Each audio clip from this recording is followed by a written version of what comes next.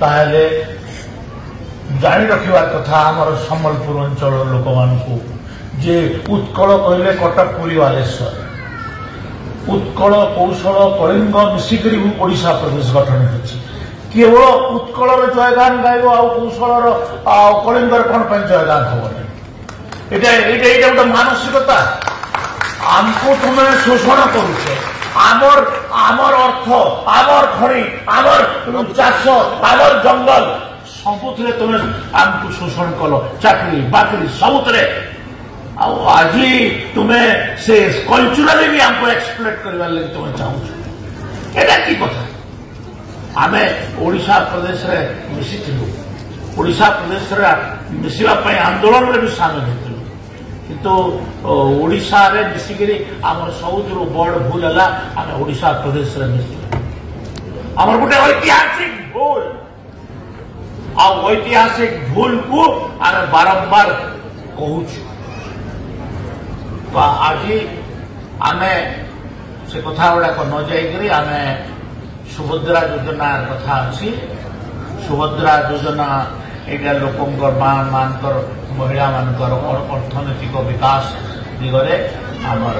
लाभ दब आकू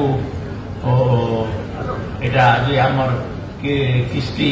दिया जाउछि एटा जानी रखिबार कथा आमर सम्बलपुर अंचल लोक मानू जे उत्कल कहले कटक पुरी बालेश्वर उत्कल कौशल कलिंग मिसिकी ओडिशा प्रदेश गठन होती केवल उत्कल जयगान गायब आौशल कलिंगर कौन जयगान हम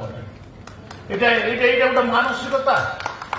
आमको तुम शोषण करुच आमर आमर अर्थ आमर खनि आमर चाष आमर जंगल सबुथे तुम आमको शोषण कल चाकरी बाकरी सबुथे आज तुम्हें से कल्चराली भी हमको एक्सप्लोट करने लगे तुम्हें चाहूँ एटा की कथा आम ओडिशा प्रदेश रे मिसिथिलु